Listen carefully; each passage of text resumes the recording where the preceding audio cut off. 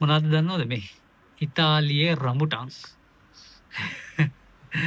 මේකට මම දන්නවනම් මේකට කියන හරි නම කියන්න බලන්න මේ රඹුටන් වල වගේ මයිල් නැති වුණාට මේ මම පෙන්නනම් ඇයි මේකට රඹුටන් කියලා කිව්වේ.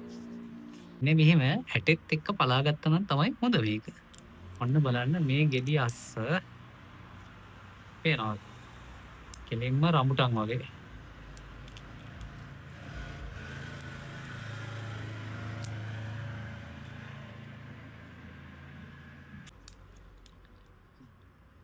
මේක තියෙන්නේ මේ රඹුටන් වගේ රහකුත් තියෙනවා.